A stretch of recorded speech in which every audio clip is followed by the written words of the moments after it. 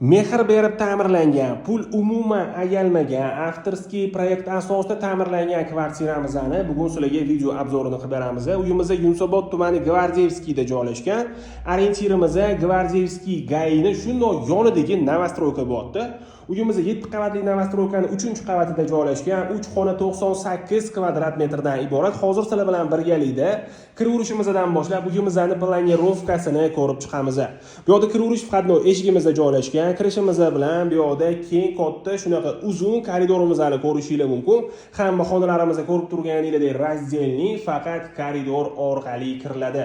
Koridorimizning patolog qismida shunaqa org stiklolar ishlatilgan ekan. Juda ham chiroyli chiqqan deb o'ylayman. Sizlar ham o'zingizlarning shaxsiy fikringlarni bemalol kommentariyada qoldirsanglar bo'ladi.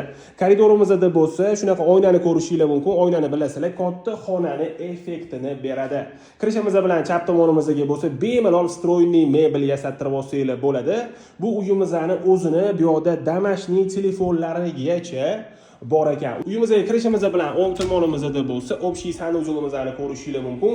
Uyimizning naq 2 ta общий sanuzuli va 2 ta balkoni bor.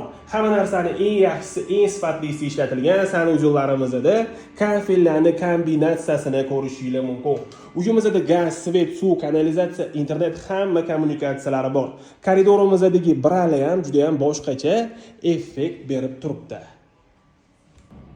Bu yerda bo'lsa ikkinchi общий sanuzulimizni ko'rishingiz mumkin. Uyimizning pol qismiga italyanskiy laminat sanuzul va oshxonamizga bo'lsa kafel ishlatilgan. Uyimizni isitish uchun to'liq iliq pol o'rnatilgan va sifatli radiatorlar ham tayyor o'rnatib ketilgan. Bu yerda oshxonamizda joylashgan. Mana shu oshxonamizning o'zida bemalol ovqat tayyorlab va oila davrasida televizor ko'rib ovqatlanib o'tiradigan shunaqa joy qilingan. Uyimizning yuragi bo'lgan kotelniy sistemamiz ham aynan mana shu oshxonamizning o'zida joylashgan. Ko'rib turganingizdek, italyanskiy shunaqa kotelniylar o'rnatib qo'yilgan. Bu yerda rashbaklarigacha o'rnatib qo'yishgan ekan. Uyimizda yashash uchun tayyor holatda bitta oila maza qilib yashasa bo'ladi. Bu yerda bo'lsa bitta spalnyamizni ko'rishingiz mumkin. Uyimizning hamma xonalariga sifatli romlar bilan birgalikda xavfsizlik panjaralarigacha o'rnatib qo'yilgan. Hozir endi sizlar bilan birgalikda koridorimizning oxiridagi xonamizni ko'ramiz. Bu yerda bo'lsa родительская spalnyamiz joylashgan. Uyimizning mebel texnikalarini hammasi mana shu uyimizning o'zida qolar ekan. Bu xonamizni ko'rib turganingizdek to'liq jihozlangan. Bu xonamizning o'zini bu yerda balkoni bor. Joy egalari tomonidan balkonimizda shunaqa yopib borilgan ekan, kladoska yoki shunga o'xshagan xona qilib foydalansanglar ham bo'ladi. Uyimizga kirishimiz bilan to'g'rimizda bo'lsa shunaqa katta zalimizni ko'rishingiz mumkin.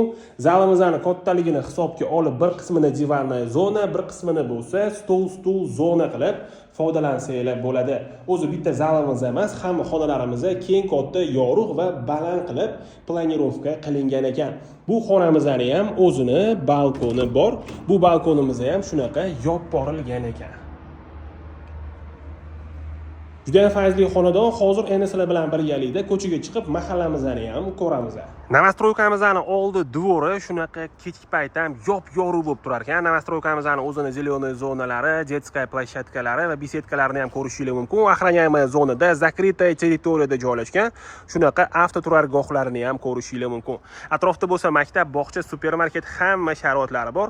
Gvardeyevskiy bozoriga ham yaqin joyda joylashgan. Uyimizga qiziqadiganlar bo'lsa bemalol murojaat qilsanglar bo'ladi. Telefon raqamlarini yozib qoldiramiz.